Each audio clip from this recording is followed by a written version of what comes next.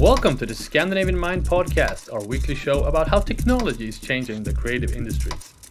Today on the program, the need for beauty tech. We are revisiting our beauty innovation talks in Stockholm from last week, where we hosted a great roster of speakers from the Nordic beauty scene. We will hear from Selah Rui Li, founder of Ellure, Miroslav Slavic, chairman and Nordic CEO of FOREO, Miikka Mäkiö, senior vice president of EMEA Revieve, and Marcus Fogel, Senior Director of Global Digital Services at Oriflame Cosmetics. These were wide-ranging conversations. We covered a lot of topics, including the next trends for the beauty industry, why diagnostics is a key word to remember, and how beauty can move to made-to-order, and how to use data to power a customer-centric approach. My name is Konrad Olsson, editor-in-chief and founder of Scandinavian Mind. And with me is my co-pilot in all things beauty innovation, my dear colleague Johan Magnusson. How are you, Johan? I'm really good. I'm still thinking back to last week, how good it was, the atmosphere, the good feedback afterwards and such. Yeah, it was clear that people need to come together like this. I mentioned in my intro, and I also wrote about a little bit in my weekly newsletter, that we really want to build a community around talking about how the beauty industry can move towards more innovation, more technology, build a more sustainable industry. And this is kind of the first. We've done a couple of sessions on beauty innovation in Copenhagen. But this is our first one on site at our HQ in Stockholm. It's the first of many. We're actually doing the next one already on 22nd of November. But judging from the vibe afterwards, from the people talking afterwards, just like they were so inspired and so happy that we did this. So that really reinforced, the concept. I think I'm really speaking to our own cause here. But what was your impression from the audience afterwards? Especially the mix of insights and networking. So we will not provide any events with only networking, but there could be a need for it if we wanted to. But we also, of course, want to provide those insights, and also from various kind of personalities. We had startups represented, we had established industry players represented, and data experts at this first beauty innovation talks in Stockholm. So it was a wide range of competences. Yeah, I mean, so the setup of the concept, we had like a 1 hour of insights and talks on stage, and 1 hour of networking session afterwards. It was all on office time, so people can from the industry, cut some time from their workday to do this and get some insights and networking. And that was really, I think, a successful case. And in this podcast episode, we will revisit some of the talks that we did. But before we do that, we also had a kind of a rundown of some key macro trends that we've been talking about in the Beauty Innovation newsletter since the start in the past few weeks. And I thought we'd take a chance to go through them here before we get into the talks. Johan, we had three kind of macro trends we talked about during the session. It was about packaging, personalization, and wellness. Let's go over them real quick and share some of those insights in this episode. Yeah, first I just want to point out that a lot more about this can, of course, be found in our bi-weekly newsletter, Beauty Innovation. And those three macro trends that I pointed out as particularly important are, of course, all crucial for the industry and its survival and continuous success. But they're also driven by three things, which I also mentioned on stage. It's the knowledgeable end consumer. So after the pandemic, we were so bored during the pandemic, and we got to learn a lot about ingredients or formulations and such, spending a lot of time with YouTube tutorials or getting a bit nerdy about new things related to beauty. And it's also driven by indie brands. They're pushing the development here and forcing the bigger players to act and to improve. Given the huge competition in the industry, the smaller up and coming players and the bigger ones, they're forcing each other to the new development. And it's all comes down to innovation. That's why our newsletter is called Beauty Innovation. So just want to mention that before. Yeah, I think that provides a good framework for our approach, and that it needs to be reiterated, because I do think we have a new perspective on the industry, and that's why we're doing this to begin with. But let's dive into it. Let's dive into the first macro trend that we talked about. Yeah, so that was personalization, and that's the major buzzword, I would say, in the industry when I speak to executives on what's the next big thing, so to say. So we had Nick or NYQ. They already last year talked about just to mention who they are. They're the world's leading consumer intelligence company, and they had this sentence from last year saying that personalization in all forms is now a standard consumers expect from brands and retailers, and that kind of shows where we're heading, and it's a must. And it's up to the brands themselves how they want to tackle this crucial issue, but it is a must, and it will only grow over time. And Selah will also mention it in this episode, the need for it and the development in the years to come. And of course, it can require a lot of manpower, but new technologies like artificial intelligence can also make things easier within personalization, and so that you don't have to have that many employers in charge of it. No, it was kind of a red thread through all of our speakers at this session, talking about this in various ways. And I think that's what's interesting too, that different kind of tools can help in different ways when it comes to personalization, and different brands will have to kind of deploy different approaches to it. I mean, it's not like a one all end all approach. I think each brand will need different types of tools depending on the product that they're providing to the market. Yeah, definitely. Let's move on to the second trend, which the macro trend, which is packaging. So we of course have those numbers with 80 billion plastic bottles thrown away every year, only from shampoo and conditioners alone. And just in Europe, we have 50,000 packaging producers, and most of them are producing plastic. But there are new innovations coming, and this is one of the keys for indie brands. One of their key claims that they can make, that they're providing the end consumer or the industry with better packaging, because there are no sustainable packaging. We need to go away from packaging made of recycled plastic. We've reported about the Greenpeace report from last June showing how hazardous it can be with recycled plastic. So that's not the solution, but we need to come up with new innovations here. And of course, the Nordics have a unique position with our capability of making plastic or bioplastic from our vast forests. We've covered it several times, and we will also have a feature with Youngie, the first Swedish company that secured investment from Chanel and their packaging solution, and we will have it in the coming issue of Beauty Innovation. Yeah, I think this is so fascinating, and it's obvious that this is going to be a theme for an upcoming beauty innovation talks, because there are many players to be interviewed and had on stage, a lot of intricacies to go or deeper into on how to make the industry more sustainable through better packaging. All right, let's move on to the third macro trend.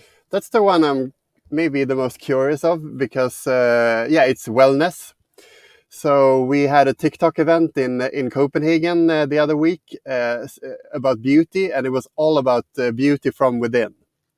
How you can get the right glow from eating the right things or get the right amount of sleep. And it says quite a lot when such a big player, when they host a beauty event, they all talk about beauty from within. So we've had, of course, a bunch of years where brands have communicated efficacy and certain ingredients peeling, retinols, hyaluronic acids, and such. While now in the next few years, I believe that, not only me, but there are certain signs that we will make a shift in the focus to take care of ourselves. So, of course, the pandemic saw a lot of struggle with mental health, and now we will see how beauty and beauty brands and beauty industry can tackle this critical issue. Super interesting. It kind of goes to show also how beauty seeps into other sectors. Kind of the lines are blurring, and we're also talking in upcoming sessions about how the lines are blurring between beauty and medical. I know FOREO has great insights on that, but I do see the same kind of trends going towards wellness as well, mental health and beauty. These have been separate industries, almost separate sectors. I do think they seep into each other, and some of these players, some of these companies that are providing beauty products can actually play a role in developing their consumers overall wellness. I do think it's probably a massive business opportunity built into this as well. Yeah, definitely. We're also quite tired of in social media this kind of polished accounts that you want to show a perfect everyday life. Instead, we're more interested in how our everyday lives really are. And we will see how brands can tackle that as well. And for instance, the major brands, they're not allowing retouching the content pieces produced in collaboration with the influencers and such. And we had the retouche stamp in Norway, where you need to show if a certain piece or an editorial piece or such is retouched. And we had Mantle on stage at Beauty Innovation Talks in Copenhagen, and they're an indie brand with a completely different tone of voice, showing female empowerment and such. And it will be super interesting to follow how the beauty brands can tackle the wellness macro trend. Well, thank you, Johan, and thank you for sharing those insights on stage and sharing a shorter version here. Should be said that if you come to Beauty Innovation Talks, you will get these types of insights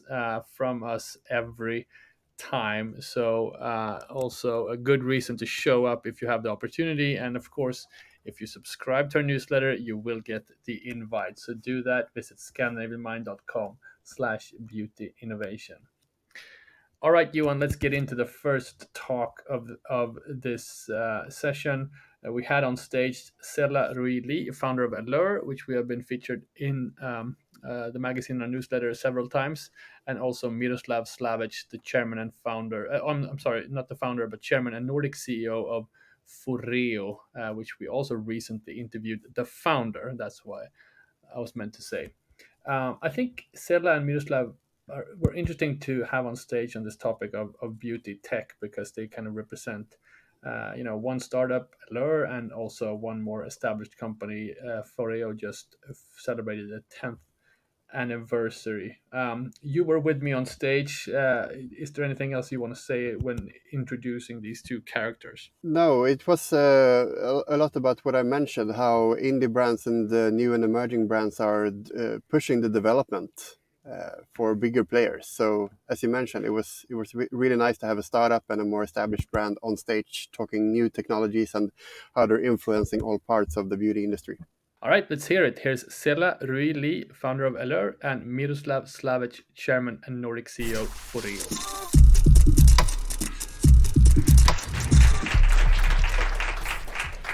So, we wanted the first session of Beauty Innovation Talks to have this overarching theme of beauty tech. And who better to talk about this than you two guys? I think you both represent two brands that have taken technology to the core of the business. Miroslav, you've been going on for 10 years now. You actually celebrated your 10 years anniversary this year, so congratulations. Thank you. And Selah, you're of course representing more of a startup, much more new. So I'll start with you, Selah. Just for starters, describe Ellure, what you do, and kind of your thought going into it. Yes, so at Ellure, what we do is we offer beauty brands the opportunity to create personalized products on demand with hardware and software. So it's like a 3D printer, and you can configure whatever product you want, and we formulate it and produce it within 5 seconds. You can do it in your warehouse. You can do it in retail locations. That's what we offer. And the reason why I started this is quite interesting. I come to Sweden in 2017. I was in Audience, and it was a time where diversity was celebrated, and all of this, black-owned brands and minorities are represented by, for example, foundation. And I was standing on a shelf of 50 shades of foundation, and of course I'm happy because I'm a minority here, but on the same time I was thinking, but how can they produce and manage all the logistics of every sitting here? I guess everybody understands the Pareto rule, like 80% are not bestsellers and 20% are bestsellers. So I don't know how you guys that manages, but I was like, I was in robotics, I was in 3D printing. I was like, but this is super easy to solve. What if you just produce all the primary colors and print it on the spot? And I've been working on it since 5 years. Wonderful. And when did you actually launch? So it's actually interesting. We launched as a lipstick brand. So we have our own brand, Ellure Lipsticks, where we allow consumers to go to our website and then just configure whatever color you want. It can range from a bright green to blue to any color of nude that you want. And we are lucky enough to be reached out by the biggest retailer in the United States. And they were like, but guys, the technology is amazing. Can you come here and show us what you have? And we want to try this. And that was like the wake up moment for us, like, but we should do this B2B. So nowadays we work with a lot of other brands. You don't see it so much now in the market because a lot of them are still top secret. But we do have perfume, foundation, lipstick, and also new products. And I hope very soon you're going to see it everywhere in Sweden. Wonderful. What I really like about your story, and we did an interview with you for our latest print magazine, is that the story and your approach, it kind of combines both kind of a thoughtfulness around sustainability, an innovative mind where you thought we have to do something differently and then apply technology to that. Can you talk a little bit about the kind of sustainability upsides of the solution? Yes, definitely. So it is my personal driving force why we are doing this. So I would probably start with the sustainable or the waste hierarchy. So as I really agree with Johan when you say recyclable plastic is not the future, because when you think about sustainability, it is refuse, reuse, recycle, right? And then waste. But we can't, as a beauty brand, we cannot tell our consumer, don't buy this. That would be suicidal. And reuse is also talked about. But so if we think following this structure, how can you, it's not about reusing, it's not about telling them to not buy it, it's about helping them to get more value and create more valuable products for the consumer so that we don't have to push them to buy mass product that everybody probably know that wait on your bathroom shelf and you don't really touch them. That's what we want to do. And personalization is such a, I would say, important element in this because it gives value to the product. It's not a shampoo you buy from the shelf anymore. It's a shampoo that you co-created with the algorithm, the AI, with technology, and you say, okay, my hair is dark, it's brownish, I have oily scalp, and I live in Sweden, which is very dry. And what kind of shampoo do I get? And this kind of interaction, this kind of, co-creation create a lot of value for the consumer. And just imagine the retention that this can create. So I guess, if we talk about that we want to let the society go into more reusable product, go into more valuable and use them, the product per use will be increased, then you definitely would need to help the consumer to find themselves, to find value in the product itself. Wonderful. I want to hear more about your internationalization and working with different markets, but I want to let in you, Miroslav. Again, we mentioned you're celebrating 10 years, massively successful company. Looking back at building this, what have been some of the learnings, do you say, that comes to mind? Wow. Good question. Learnings. First of all, we are a team of people that strongly believe in something. So I will not say that we don't learn on the way, but we have focused so much on our innovation and on that belief that we have. So we have not been looking on the right and the left side. Right. It's I think the learnings has been mostly that what we have been already more than 10 years ago experiencing is that the digital era is going to take over more and more and more, and we strongly believe that it has to, because we need to be even more digital than we are. We need to let in the digital to take over more and more of the production, or if we look at the environmental part of the business, so we push more and more into the digital, so we can skip the production and get the environmentally friendly environment that we all are looking for. Right. So the learnings, I would say, is the digital. The learnings are also maybe Johan talked about the pandemic, that we have been back home and watching the YouTubes, and I think everybody has done that a lot.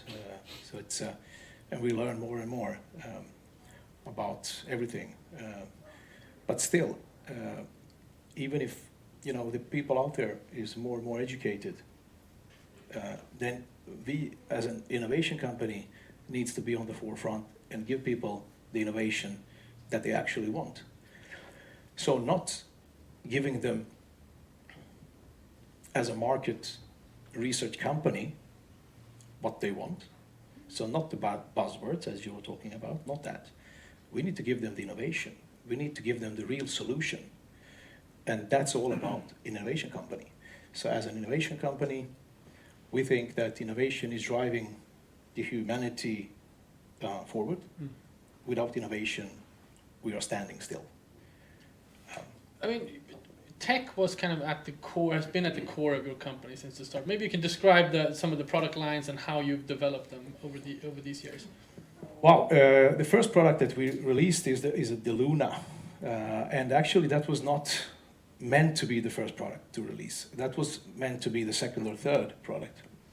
The first product was much more of an innovation product, more technical product, so more a beauty tech product. But we realized that, okay, if we want to make a difference, if we want to make a statement to people to see us and to experience us, we need to give them something easier. The first product needs to be an easy product. So Luna was a really easy product. You're cleaning your face. That's very easy. You need a cleanser, and let's go. And we succeeded in that, actually. So what we did after that was, okay, now we have a brand. Now we are on the market. Let's give people the innovation. So a lot of innovation that we are bringing out is absolutely a part of this digital thinking that we have, that we need to, we try to connect the medical and the beauty. We are very optimistic, for the future. Yeah, I wanted to ask about that, because this is something you've been talking about lately more and more. Yep. Talk about how you see this road forward and why use the term medical. No, we looking forward. We need to get more and more products that will solve problems. As you said, John, self-medication is something else. We can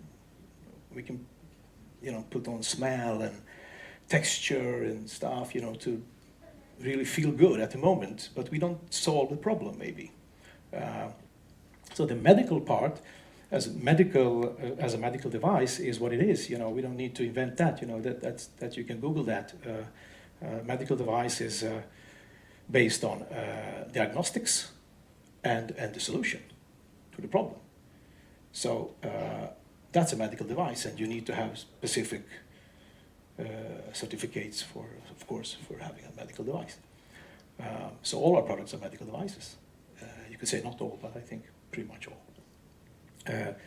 So when we say medical and beauty needs to go together, or will go together in the next coming years and create something really valuable to our audiences, that we will solve the solution, solve the problem. We have a problem with whatever it can be, but we need first to diagnose it. Having a cream on the face will, you know, that's a self-medication. But what you actually need, 99.99%, is cleansing, and you need moisturizing, and you need the sunscreen. Then you're covered 99.99%. But have you actually solved the problem if you have some issues? No. So you have to diagnose it exactly as you need to diagnose anything else. Our products that is coming and that we already have, like the bear or whatever, is making the diagnose of the face. The artificial intelligence is making the solution, and then we have solving the problem. So that's what we see is coming, and not only coming, we are driving that. Right. So we are driving the market into that also as well, because we really think it's needed. Yeah, and that goes into this whole notion of personalization also. Absolutely. Am I right? Because Absolutely. diagnostics is individual. Absolutely. And that's, you know, all our products are connected to an app. So that's where the personalization comes. Mm. Can you talk at all about, I mean, you've been around now for 10 years. You have massive customer base all over the world. How do you use data to help with this personalization? Is there anything you can reveal in how you handle that? Well, you know, of course, all the customers that we have probably, you know, I don't know the number right now, but it's like 40, 50 million customers in our customer base as today.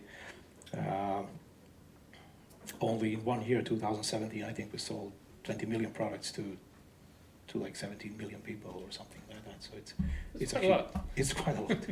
It's a huge customer base.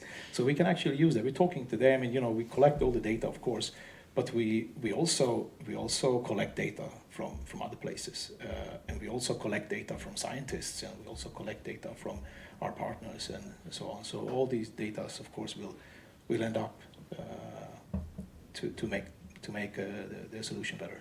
Right. I want to talk to both of you about kind of working internationally, because obviously, Miroslav, you've done it quite a lot with FOREO. Selah, you mentioned the biggest clients in the US. Can you say anything about the approach or different expectations that your solution has in different markets? I know you both work in Europe and US, maybe not so much Asia yet. But Yeah. Any reflections there? Yeah, I would say that I mean it's interesting because a brand in the US would face a much more diverse consumer base. They would need to they have to by default have 50 shades of foundation, else they will not survive. And here it could be much easier, although I would say it would change, of course.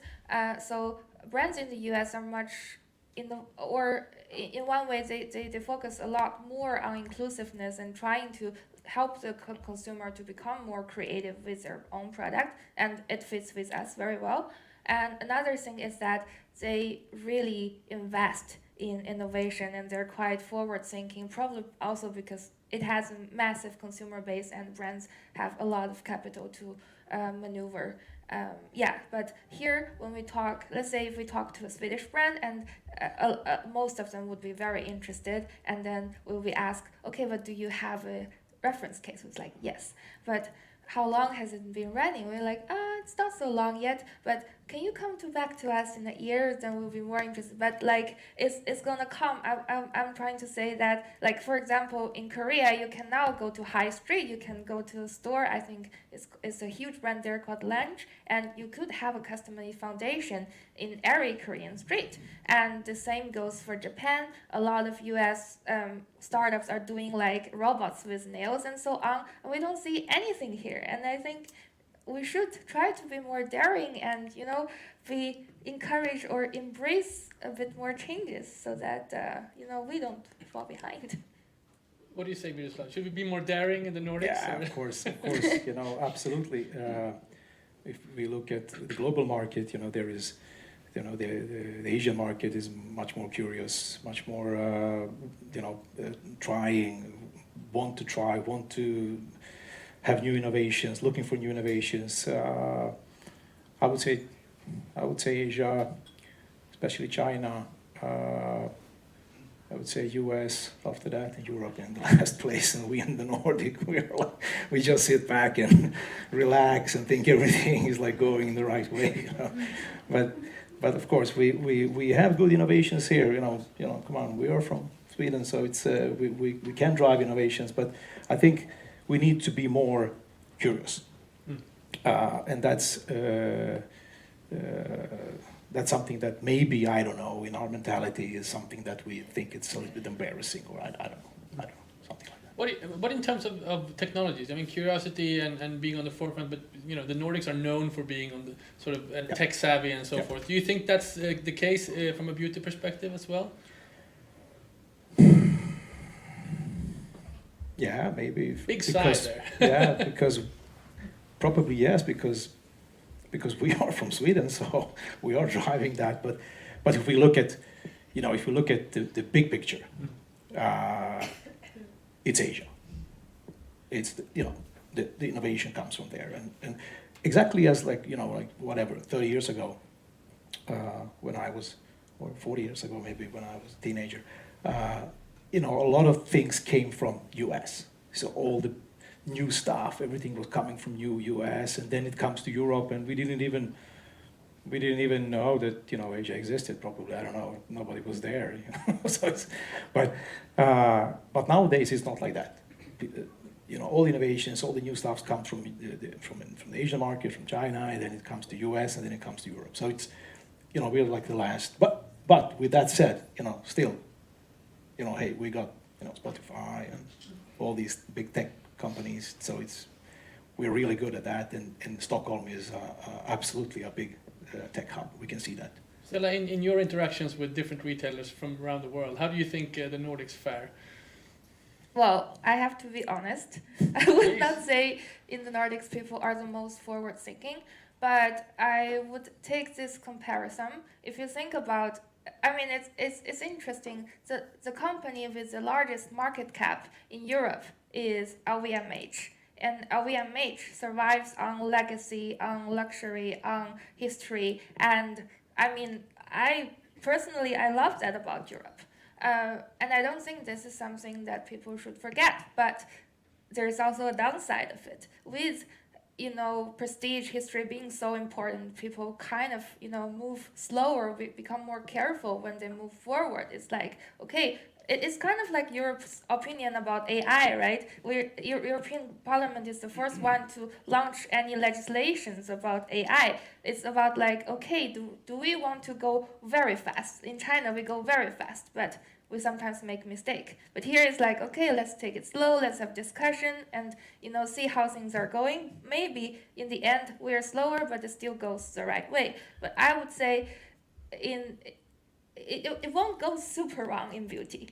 I would say that consumers, we won't say that European consumers are less curious or less eager to try new things. It could be maybe that the legacy is more dominant and the consideration of legacy is more important here. But, in order to have growth and talking about D2C brands, new brands having so much higher growth than the conglomerates, older brands, maybe there is some fact to it, and that's what we need to learn from it.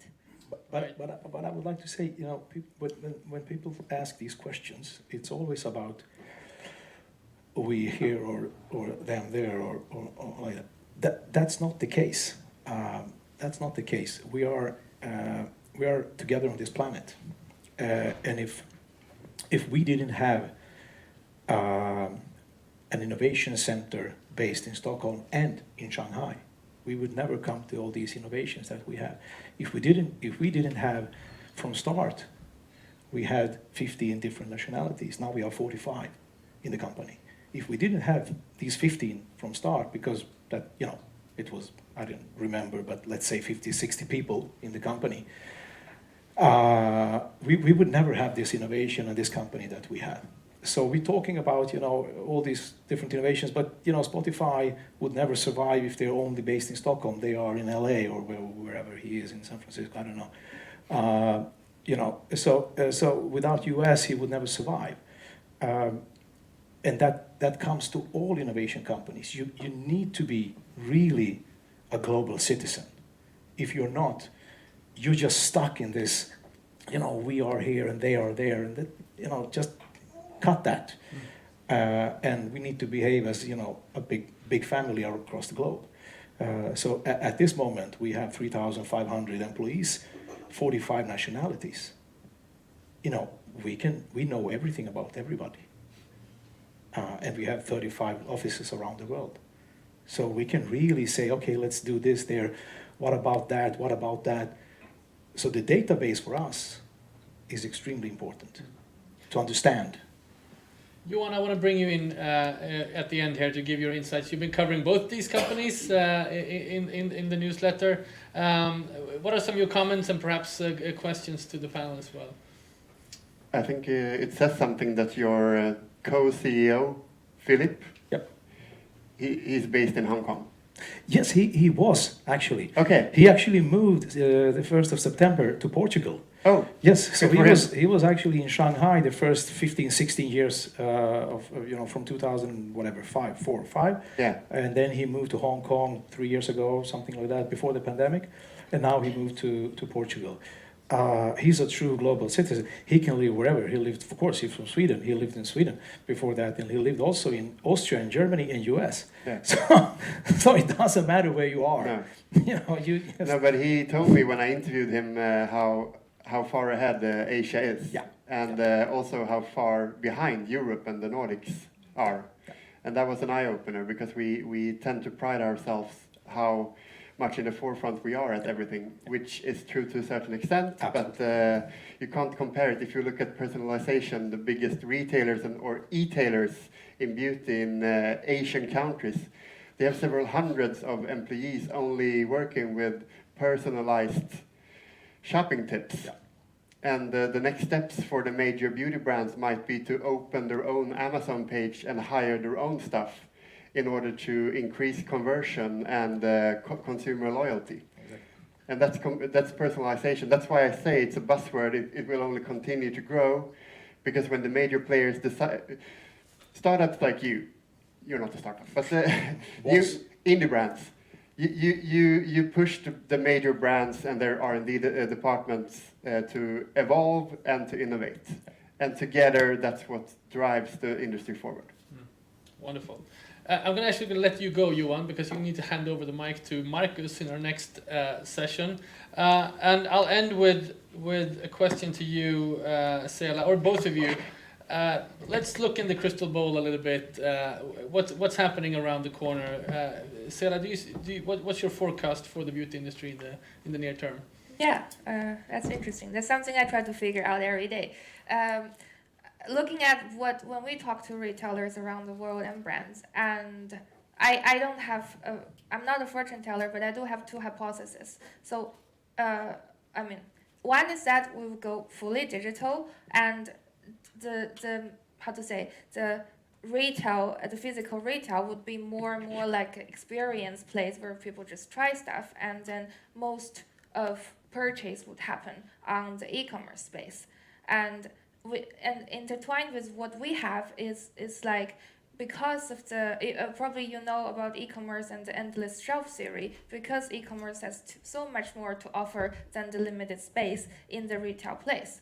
That's one possibility, and I would say that, to add on that is that nowadays we have the, let's say, the logistic hubs or the what is it, third-party logistic partners that you can just put your stock there and then ship it all over the place. But I believe that in the future this would be automated fulfillment centers where you just need to put cartridges of raw materials and then custom-made stuff will be sent. This would be much more efficient, and this would be one possibility of the future. And the other one would be that retail and e-commerce would coexist, but there will be a much more a much higher concentration on retail, because we see the bounce back after the pandemic that people do want to try how does the cream feel on my face, on my hand, or how does the foundation color look, right?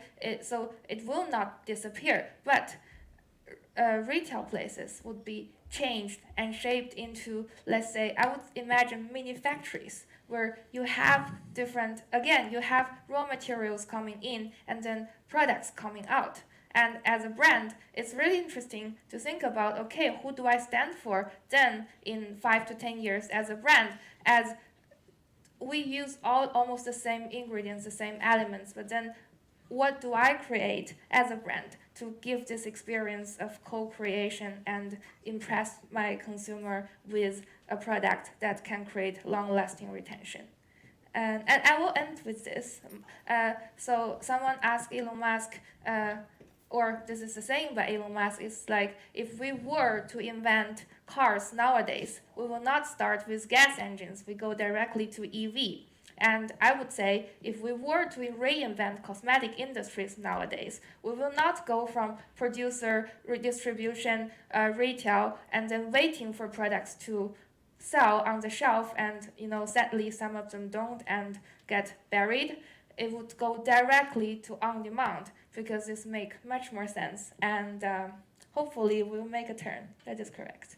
Wonderful. Miroslav, I know you're planning years ahead. I know you're probably 2-3 years ahead in your planning of what's happening with FOREO. Is there anything you can say about what's in store, or how do you think the market will evolve? I would just, it's a very broad answer, but let's keep it very simple. Diagnostics.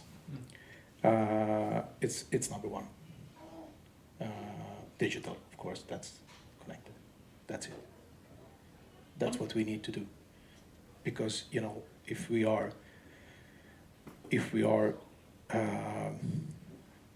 thinking about doing something good for our kids, or for you guys, doesn't matter because I'm older probably, so it's for my kids.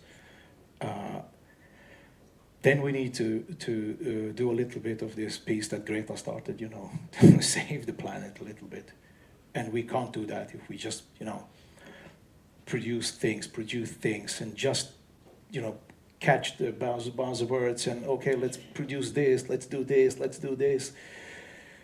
This is what the people want, we have to solve the problem. So we need diagnostics, and that will absolutely be the future, 100%. Miroslav Slavic from FOREO and Selah Rui Li from Ellure. A round of applause. All right, that was Selah Rui Li from Ellure and Miroslav Slavic from FOREO on stage at Beauty Innovation Talks in Stockholm last week. All right, Johan, let's get into the last session of the day. We had, of course, our partners of the event was the Finnish beauty tech company Revieve, which we were very happy to co-host this event with. So we were able to create a session together with one of their senior vice presidents, Miikka Mäkiö, and Marcus Fogel, one of Revive's customers, let's say, from Oriflame in Stockholm. And they were talking about how they work together and how they're utilizing Revive's technology to make a much more personalized experience for their consumer. Yeah, really nice to have Revieve with us. We've featured them many times in our publication and online. And of course, it can be a bit hard to comprehend those new cutting edge technologies, AI, AR, Gen AI. So that was also why it was quite interesting, or very interesting, to have like a case study where Oriflame could show how it has improved their daily operations and the return of investment and such. Yeah, it was also super interesting to talk about how data can help with developing the businesses. I mean, there are long-term opportunities. If you gather more data on the consumer, if you scan their skins, get a lot of different diagnostics in the system, that helps with developing new products, new processes, developing the customer experience, and it was really good talking about that in this session. So let's get into it. This is now Miikka Mäkiö, Senior Vice President of EMEA of Revive, and Marcus Fogel, Senior Director, Global Digital Services, Oriflame Cosmetics. Enjoy. I mean, we're here to talk about using data to power what we call a customer-centric approach. We talked a lot about personalization and these topics earlier in this session. We'll go into it here as well. But maybe start with describing the work you do with Revive and give an overview of the company. Yeah, of course. So at Revive, we're founded out of Helsinki, Finland, where we don't really have any business, so quite global customers overall. There's few logos on this list as well. Of course, in Sweden, we work with Kicks, we work with Oriflame. We'll talk about that a bit more in the future as well. But overall, everything that we do as a company, we do different digital beauty experiences powered by AR, AI. I'll go into practical world of what that actually means. But working with companies like Shiseido out of Japan, with a lot of US customers as well. So for us as well, there's been a lot of talk today around kind of where Nordics is a bit behind. Yeah, for us as well, our kind of customers are Japan, Korea, India, US, a bit of France and UK and so forth. Of course, Nordics, a bit smaller market as well. But that's really where a lot of the innovation comes from and where we do a lot of our work as well. So what we do with these logos that you see on the screen as well, we power different skincare, hair care, makeup experiences. We do skin diagnostics, mobile skin diagnostics. We do makeup virtual try-on, but kind of overarching theme for us is different digital kind of beauty experiences overall. And if we think about the kind of market, kind of talking about it quickly, I think everyone is talking about customer experience and how that is becoming more and more important in the consumer space. Some stats on the slides here as well. But I think overall what we always want to emphasize that these AR, AI experiences, they're not just some gimmicky avatars in metaverse that you try and then forget and don't get any results and do a bit of PR. We see a lot of that in the news. But how we've been successful as a quite young company, we've been around since 2016. We've been pretty successful in terms of how do you actually integrate that AR, AI experiences into your day-to-day business. And I think Oriflame, we'll talk more about them today. They are one really good example of it's not just some standalone metaverse AR trial that you're gonna do, but how you actually embed that as part of your business and then get really tangible results. That's kind of what it's all about. So whether it's conversion, whether it's average basket size, getting those improved, whether it's collecting zero-party data, those are really kind of the tangible things that we are working with our customers overall. And if you think about data, just a practical example, we have one US customer that we've been working with for, I think, 3-4 years now. They've run through our solution. They have a skincare advisor, skin diagnostics, product recommendations powered by Revive. They've run through 10 million clients through that solution. For those 10 million clients, they know their primary skin concerns, their secondary skin concerns. We have 12 different metrics from the image analysis. We have their location. And what they're doing with that 10 million data set is building bundles of products, doing promotions, doing retargeting when they launch new products. So that data part of it is really something that drives a lot of the value out of these AR experiences. It's not just a virtual try-on an e-commerce store to try on products necessarily. There's quite a lot of more fundamental stuff behind there as well. So those are kind of the couple things that we do as a business, and from Oriflame you'll learn a bit more on kind of what that actually means. A lot of animations in this slide, so I don't even know when they're finished. A lot of clicks to go through. Exactly. But yeah, I think jumping into Oriflame, I think that will be a good practical example as well. Here in the audience as well, I have Jason and Johanna from my team. They'll be around here as well. They're working with the likes of Shiseido's and Kicks and Oriflame, and can tell a lot of practical examples of how these companies leverage the tech as well. Wonderful. Let's get into it. Let's get into this project you've done together. And Marcus, you are of course then a customer to Revive, but first maybe we give a little bit of an overview of Oriflame and where you come from, so we get some context. A lot of people here in the audience know about you, but let's freshen it up. Yeah. So first of all, then Oriflame is a beauty company designed for well-being, because we also have a wellness range. And I know we have a couple of people that actually work with designing our products in this room as well. So correct me if I say something wrong, maybe now or afterwards. We'll do it over drinks later. Right. So Oriflame is a beauty company, and obviously what we will mainly speak about today is the middle category here, the skincare, because that is, that's why we have our partnership so far. A little bit background on Oriflame and who we are. It's we're present in about 60 countries. A very small part of that of our sales is actually happening in Sweden. It's about a little bit less than 1 billion euros in sales every year. 35 million orders or so are processed online, which is 98% of our total business, which means that our processes are already digitalized, but our business model is perhaps not fully digital, although such large part of our activity is online. We have 1,500 products, and what's important in this setting as well, and especially why we have had such benefit from the Revive solution, is that we are selling our products exclusively through our 2.1 million brand partners around the world. That means that in a digitalized society, we really need to make sure that we have an ambitious digital strategy.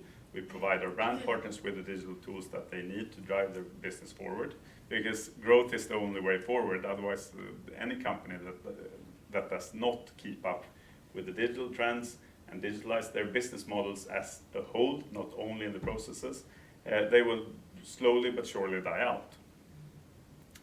And so this is then a very brief summary of our digital ecosystem that we have. First of all, we have our shopping experience. We have an app that is used by about 800,000 people every month to place the orders. About 40% of our business goes through our app. Then we have a business app as well, where we help our brand partners to grow their business, where their coach is kind of like a mini CRM that then coaches them how to sell, how to recruit new brand partners, and how to get the most out of their partnership with Oriflame. And lately we have also added the perfect start, because it's really important, in especially the way that the business has been digitalized in the last couple of years.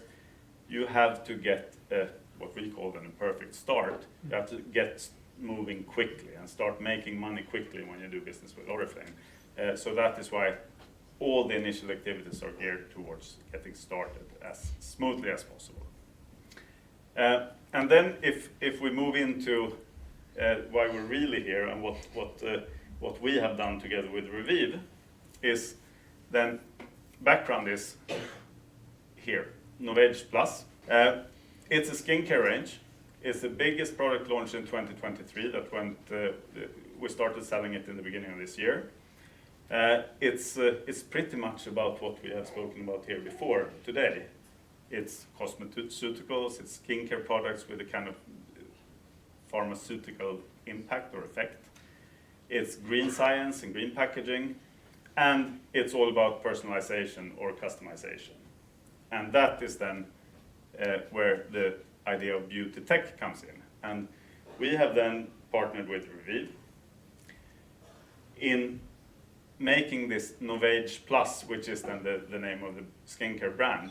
The ecosystem is made out of several different digital touch points that we built up, both to create awareness of the product range, how it works and what's it about, then to drive the purchase, And also, once we have made people buying it, it's about building loyalty for the product. So that is what you see here in front of you. And now we'll focus a little bit more about the point to the very right, the digital skin advisor. And this is then what we call, and we mentioned diagnostics as one of the current trends already earlier. So the Novage Plus diagnostics tool. So this is then a tool that combines, first of all, the answers to questions by the subject or the person that's supposed to buy the skincare products or the beauty routine that Oriflame is selling. A set of about 10, 12 questions, and then combines with skin analysis done by your mobile or PC camera. And out of that, using AI, diagnostics, and all the data points that we have collected since before, we make a personalized and customized recommendation of a beauty routine to that particular client. And this is, of course, a great tool for our salespeople in making sure that they make the very best possible recommendation to their customers among all these products that you have to choose from that make up all of our beauty routines. What is really important and what we found is that this is a complex product and a complex set of product, and that makes it even more important that this is a tool that actually helps our brand partners to make the right recommendation as a seamless part of the shopping experience. We found that when we try this out as a standalone application where you can just get the recommendation on what you need when it's out of the shopping journey, then it is not as impactful as now when we have entered or integrated it well into how you actually buy the product. And maybe just as important, the data we collect from from the tools and from our skin diagnostic sessions gives us a lot of improvement potential or improvement advice, both in terms of process as well as product development into the future. Wonderful. We're going to. I'd love to see some results as well. I know my favorite slide is coming up soon. Right. Maybe we should get into it because I'm curious about how this project. You've run this project. How many consumers have you actually reached, and what has been the result? Right, and of course the proof is in the pudding. And what we see is that we have already now, and this is a few months into launching the product, and we're not even live in all of our 60 markets yet. So we have actually concluded started more than 100,000 sessions, but we have an 80% completion rate. So about 80,000 or 84,000 completed diagnostic sessions we had so far. And this, first of all, what it tells me is that it really catches on. I mean, with 80% of the started sessions actually leading to completed recommendation, that makes it's easy enough to understand and it's easy enough to use. Then what is not part of this slide is that actually we have these 80,000 sessions that we have completed actually led so far to about 500,000 euros in sales of our beauty routines. So the Revieve diagnostics tool is actually responsible for about 500,000 of the total sales. Then we have bigger sales, and that's a different challenge for us, is that I think the communication itself of this new type of technology and the impact and the trustworthiness it carries, it's underestimated how much effort you need to put into that. I want to talk more about that and how you interact with the consumer with this. But maybe Miikka, give your reflection on this collaboration. And is this a typical collaboration, or is this? Yeah, so I think, of course, the business model is quite different to many other brands and retailers and so forth overall. But I think the same fundamentals that we always try to say to all of our kind of potential customers is that it doesn't work as a kind of a standalone tool or as a kind of something that you just put out there and forget about it. I think what Marcus said as well, how to kind of integrate it into your existing business processes, in the existing ways of how you conduct your business. That's really how you can make kind of success out of it. And here as well, we have in a few months 80,000 people who've completed the journey. Quite many of them have actually purchased products. Oriflame now has data of almost 100,000 people. They know their skin types, their skin concerns, their locations, so forth, what are the recommended products and what products they've been purchasing as well.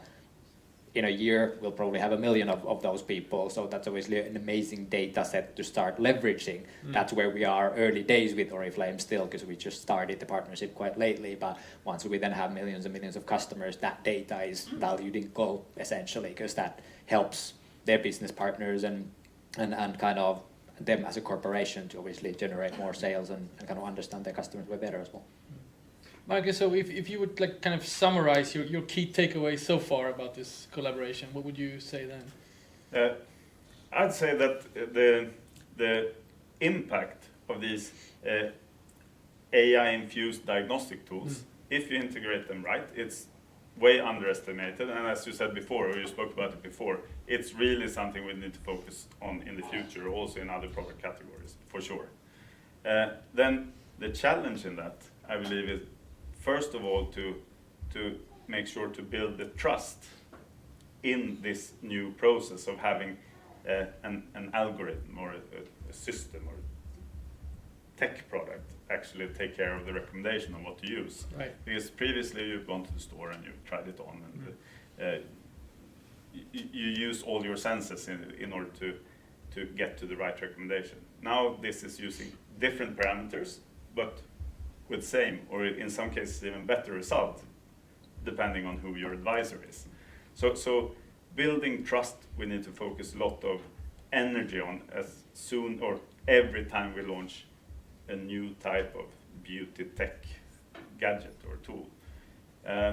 And then what we underestimated is also the communication. It does not say people don't find these tools and they are not convinced by themselves. You have to spell it out, what is available, where is it available, how does it work, and what's the takeaway for you as a customer to use it.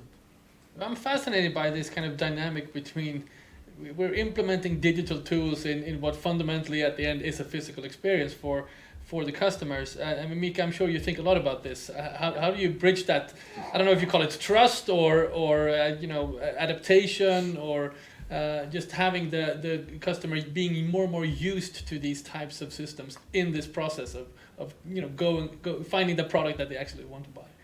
So I think going to Marcus's point a bit as well, I think the customer appetite is there. Like consumers, especially younger generations, they're super interested in trying virtually makeup on your video feeds or doing diagnostics, getting new product recommendations. You want to get your new vegan products. You go to Sephora or Kicks. You have no idea where to start from. You go to YouTube versus the retailers' channels usually to figure that out. I think the consumer appetite is there. I think it goes back to kind of how do we convince, whether it's beauty advisors that still drive whatever 70-80% of the business is driven by in-store beauty advisors and so forth. How do you convince, for example, them that this is a beneficial tool for you to leverage in your customer service process? And often kind of there is a bit of that resistance of, hey, this is technology, do I trust it? Do I trust what it recommends? Right. But essentially, like we talk about AI recommendations, for example. At the end of the day, that AI recommendation is built upon the same training, the same logic that those beauty advisors would recommend products as well. There's nothing like we are not using data from the whole world to come up with those recommendations. We work with the brand to ensure that kind of we do it in a bit more automated fashion. We leverage a lot more data than necessarily a beauty advisor would use to drive the recommendation, but pretty much in 100% cases we'll get to the same end result in terms of the recommendation anyway. So I think it goes to kind of how those beauty advisors or whoever is driving the sales, how to convince them that this is a kind of a tool. And usually it goes back to well, of course, that it converts well, the average order values are big, but the data side of things, if you think about a typical engagement you go to Stockholm in Finland or Åhléns in Sweden, you engage with a beauty advisor, you buy the product, there's no link, no digital footprint of that interaction with the beauty advisor. Right. What we've done with someone like Shiseido globally, we're running 1,000 smart mirrors for them globally, especially in APAC region. Surprisingly, there's nothing in Europe. Everything is in APAC at the moment. But their beauty advisors are using a kind of a smart mirror with skin diagnostics, where the main goal is to get the user to link up their answers, their diagnostic results, their recommendations to their profile. And then Shiseido is converting, I think it's 25% of those customers later on as customers, not necessarily on that spot, but kind of building that digital link is something really, really important in that world as well. And getting to that data set is that's kind of the key to personalization. Am I right? I mean, you need that data, you need that kind of bulk of data to start actually giving more personalized diagnostics or advice to the consumer. Let's talk about some other ways that the data can help. Your as a brand. I'm thinking maybe like supply chain, making it more efficient, product development. Is this something you talk about in your collaboration, or is it more like a crystal ball kind of thing? Yeah, I think this for sure will have maybe something that we underestimated from the start, but it will surely help us with the supply chain or production planning and forecasting, because we have about 700 different combinations of beauty routines that we're selling. And now when we've started actually getting these recommendations, people are perhaps a little bit more similar in their needs than we thought they would be. And we see that it's about 15 or 20 different combinations that are more common than others. And that will of course help us to, if it's plan our production better, or do our forecasting, reduce our inventories. So that is also something that came a little bit from the side that was unexpected, at least for me. And I think, like, of course, getting sales, getting the immediate return on the investment, like with any of our retail customers, brand customers, it needs to be there. This is not just something that you can wait for 3-4 years to get back the investment. So like getting people to convert better, getting them to buy more, that's kind of the short-term goal of things. But if we think about the long-term partnerships that we have and we build over the years with different brands and retailers in the beauty space, the kind of benefits, or how do you actually get most out of the solution, it goes to whether it's product development, understanding better your customers, what they're looking for, what type of profiles they have, using it for marketing purposes, understanding a bit more on kind of what type of skin types and concerns and locations your people are at, or kind of might be also on a kind of a zero-party data level overall, that hey, once you go through enough people and have a big enough sample size and kind of enough people, when you launch new products, you launch a new acne product, rather than spreading it out to the masses and emailing every single customer of yours. If you know your customers, you know who are the acne customers, of course it helps you to kind of in the future kind of do a lot more. So I think what we always try to emphasize as well, that okay, yes, the return on investment in short term needs to be there, but then it's typically trying to talk to your private label development or R&D people, to your marketing people, to your data insights people. I think everyone can leverage, especially the data that these type of solutions generate overall. And to close out, I'm curious to hear your kind of future forecast. What are some things that are in store in the future, either at your companies or in the industry at large? Just closing comments, Marcus. First of all, I think that the diagnostics trend, this is the one of the easier parts when we speak about skincare, analyze the skin and your needs, answer a few questions, and get to the right recommendation. This is going to spread across several different product categories. I think we spoke about foundation, that's and how to match that when you're not in the store, when you're digital, and screens have different,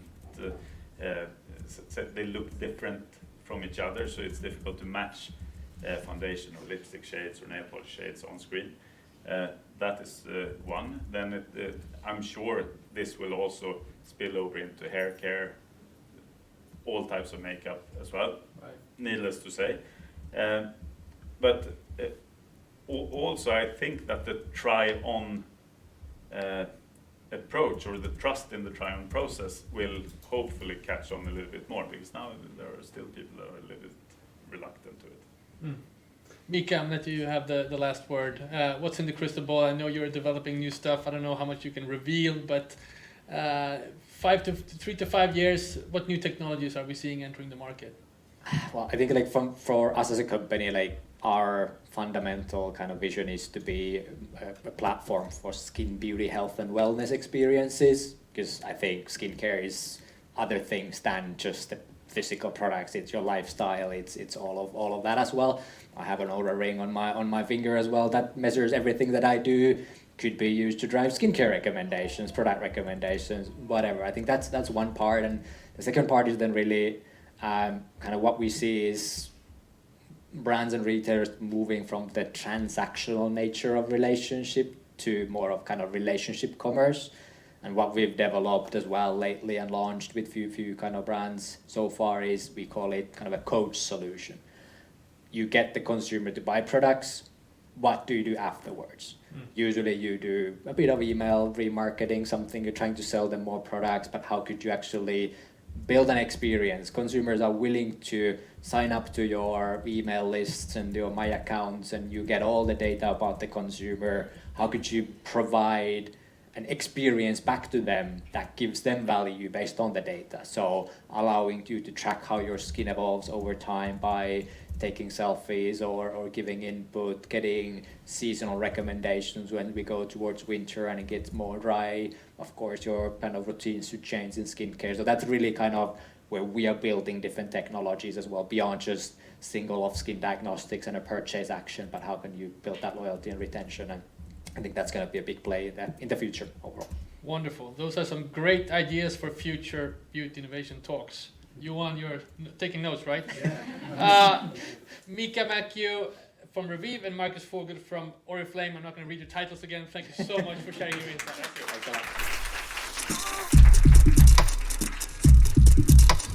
you. All right, that was Miikka Mäkiö from Revive and Marcus Fogel from Oriflame at Beauty Innovation Talks in Stockholm last week. All right, Johan, great job on the first Stockholm edition of Beauty Innovation Talks. We already have the next one lined up. The official invites will go out next week, but if you subscribe to Beauty Innovation newsletter, you will get that straight in your inbox. Yeah, so to subscribe, it's scandinavianmind.com/beauty innovation. And the next event, we will go all things biotech. And I will also be on stage, and we will handle the connection between science and skincare. So even more insights to come. Looking forward. All right. Thank you. Until next time.